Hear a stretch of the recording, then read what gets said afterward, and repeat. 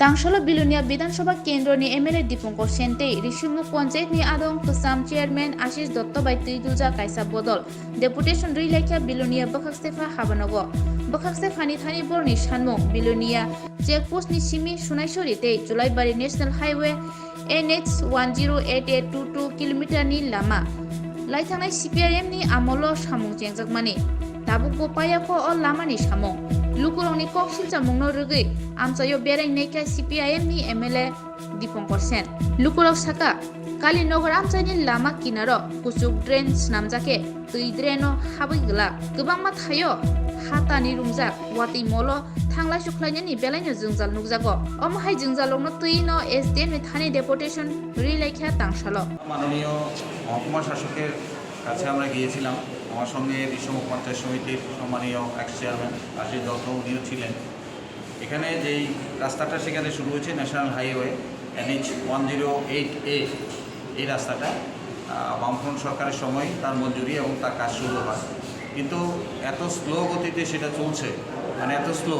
যে কারণে আমরা সেখানে SDM-এর কাছে এসেছি যে কবে কাজটা শেষ হতে পারে কিছুদিন আগে যে বাজেট অধিবেশন ছিল সেখানেও আমি এই প্রশ্নটা সেখানের মধ্যে তুলি মুখ্যমন্ত্রী তিনি তার জবাবে তিনি বলেছিলেন যে অক্টোবর মাসের মধ্যে এই রাস্তা শেষ হয়ে যাবে কিন্তু বাস্তবিক পক্ষে আমরা যেটা দেখলাম এবং আশীর্বাদও যেটা সেখানে ডিএম সাহেবকে বললো যে এটা কোনো অবস্থায় এর মধ্যে শেষ হতে পারে না তার মধ্যে অনেকগুলো সমস্যা সেখানে আছে এর মধ্যে একটা মেজর সমস্যা আমি সেখানে তুলে ধরি সেটা হচ্ছে কালীনগরে যেখানে স্টার্টিং পয়েন্টে 100-র উপরে বাড়িঘর আছে কিন্তু ড্রেনগুলো হচ্ছে সেখানে উঁচু করে ড্রেন তৈরি করছে যার ফলে মানুষের বাড়ির জল কোনো অবস্থায় সেখানে যেতে পারবে না এখনই যদি এই বিষয়টা সেখানে না দেখেন তাহলে পরে স্বাভাবিকভাবেই মানুষগুলো বর্ষার সময় জলে কষ্ট পাবে এই জল নিষ্কাশনের কোনো ব্যবস্থা থাকবে না আমি এই বিষয়গুলো বলেছি আর রাস্তার ওইদিকে অনেকগুলো বিষয় আছে সেটা চেয়ারম্যান সাহেব সেখানে আমাকে বলবেন অ্যাকচুয়ালি রতনপুর হসপিটালের কাছে এখানে বাইপাস একটা রোড হচ্ছে এই রোডের কানেক্টিং এই রোডে আর্ট কাটিংটা এই বর্ষার সময়ই শুরু করেছে এই বর্ষাটা কম থাকার কারণে এখন কিছু কাটা যাচ্ছে কিন্তু যদি হঠাৎ করে বর্ষা নামে টোটাল রাস্তাটা কলাপস হয়ে যাবে এটা প্রায় 1 কিলোমিটার রাস্তা এখন মাটি কাটা এই রাস্তাটার অবস্থা খুবই খারাপ অবস্থা তাদের কাজের কোনো প্রগ্রেস নেই তাদের কাজের কোনো মানে ডেভেলপমেন্ট বলতে আমাদের কোনো ধরা করতেছে না ঝরঝরি মুখটা খুব বাজে অবস্থা অনেক দিন পর্যন্ত ঝুলে রয়েছে তো আমরা সার্ভে কইছি এগুলি যাতে দ্রুত পদক্ষেপ নিয়ে এই কাজগুলি করার জন্য উদ্যোগ গ্রহণ করে না হলে বর্ষার সময় এই রাস্তাটা বন্ধ হয়ে যাবে অ্যাকচুয়ালি স্যার আপনি জানেন এদিকে গেছেন রতনপুরের যে হসপিটালটা আছে গল আছে এই জায়গাটার অবস্থা তো খুবই খারাপ অবস্থা এই যে রেল ব্রিজটা ক্রসিং করা উপর দিয়ে মাটি কাটা এটা ধরেন এখন এবছর বর্ষা না ভাগ্য ভালো এখন ধরছে তারা মাটি যদি বর্ষা হয় এই রাস্তাটা তো একদম খুব বাজে অবস্থা হবে মানে গাড়ি ঘোড়া রেশনের সামগ্রী নেওয়া মানুষজনের সমস্যা আর তাদের কাজের কোনো প্রগ্রেস আমরা লক্ষ্য করতেছি একটা লেভেল লাগাই রাখবো দুটো ড্রজার দিয়ে দেবো এই 2-3 জন মানুষ যে কাজ করে বছরের পর বছর এইভাবে কাজটা ঝুলে রাখবে মানুষের প্রচণ্ড হয়রানি ঝরঝরি টার্নিংটা এই জায়গাটার অবস্থা ধরেন দীর্ঘদিন হচ্ছে অবস্থা এই সারা সীমা এখানে যদিও ডিসপুট আসলে এখন মোটামুটি আপনারা ফ্রি করছেন অনেকটা ফ্রি হয়ে গেছে এই জায়গাটা তো ওই যে সব সমস্যাটার বিষয়ে আমাদের সাহেব সেম সমস্যা ওইখানে হবে লেভেলটা আছে একরকম বাড়িগুলি আছে এক লেভেলে এখন এটার হাইট হয়ে যেতেছে আপনার 3 ফুট 4 ফুট উপরে এবার মানুষ যে আসা যাওয়া আর ব্রাঞ্চ রোডগুলি থেকে উঠা যেমন ধরুন 4 নম্বর পুলের গোড়া যে ব্রাঞ্চ রোডটা থেকে উঠা এটা বিপজ্জনক হয়ে গেছে দেখুন একদম খারাপ হয়ে গেছে জায়গা এত বড় রাস্তা থেকে আমাদের কলেজের স্টুডেন্ট বাইক টাইক সব কিছু বাইপাস দিয়া গাড়িগুলি আসা যাওয়া এটারে যদি তারা একটু মিনিমাইজ না করে একটু টাইনা না দিয়া একটু যদি না করে বাড়িঘর যেখানে নেই এখানে সমস্যা নেই ঠিক আছে এটা তাদের পদ্ধতি মতো যেখানে বাড়িঘর ওই জায়গাটাতে একটু কম্প্রোমাইজ করা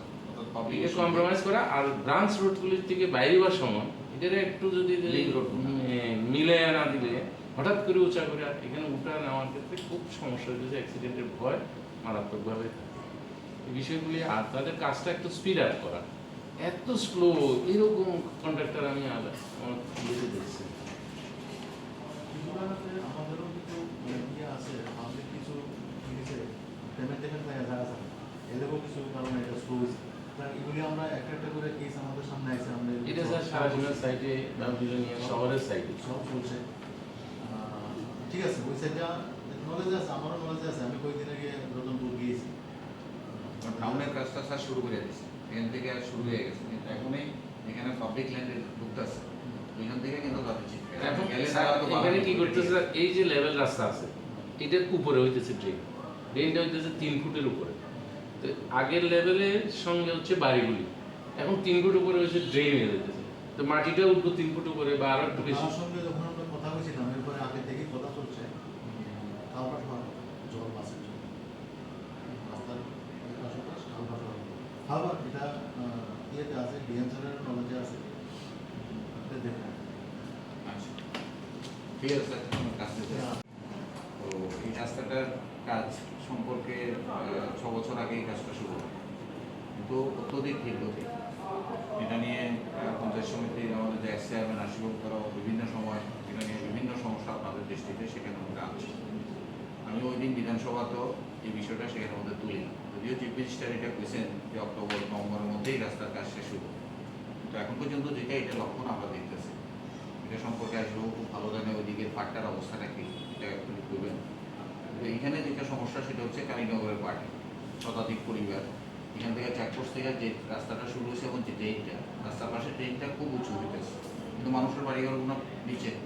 এখন এই জলটা তারা কোথায় দেবে? এই কারণে তারা এটাকে একটু প্র্যাকটিক্যাল করা, অর্থাৎ তাদের এই জলটা যাতে যেতে পারে সেখানে এই ড্রেনটাকে প্র্যাকটিক্যাল করা। এবং তারা তো তাদের কোম্পানি নিজের মতো করে তারা করে নিতেছে।